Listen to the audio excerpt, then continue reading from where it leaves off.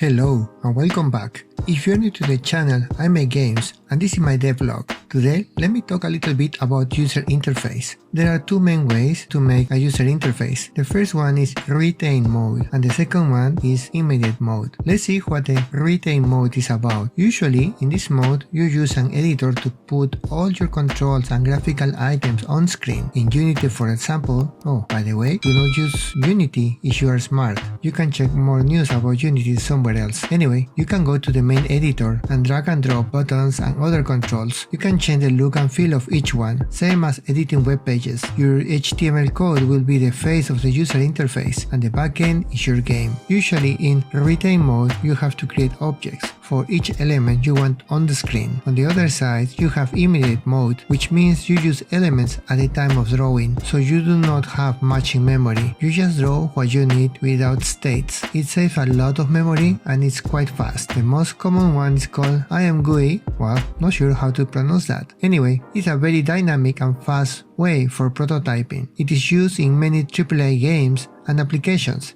Requires you to write the user interface in code. Adjusting the user interface in code can take a lot of time and be slower than using retain mode, where you can drag and drop elements. So I look for something in the middle. I want to use a user interface that is retained but fast to prototype and adjust without having to leave my game. So I will call this mode iterative mode. I wrote a new library picking some of both concepts, so I can edit my user interface in-game instead of having the editor outside my game engine. I put it inside as a library so I can edit my user interface at any time across my games. For example, while playing this game, I can pause at any time and change the user interface elements and save my changes.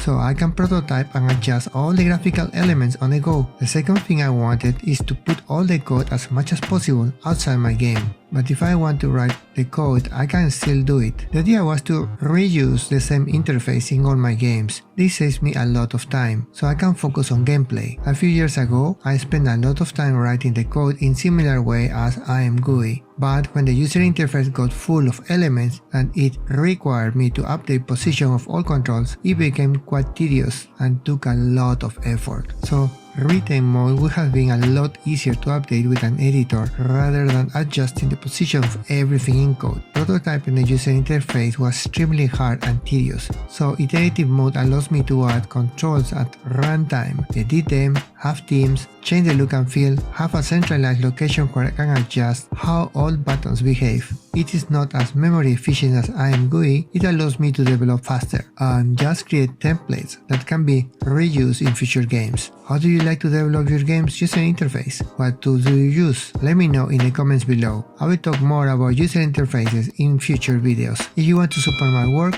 please click like and subscribe and click on the notification bell so you do not miss the next update. Thank you so much for watching my journey and see you next week.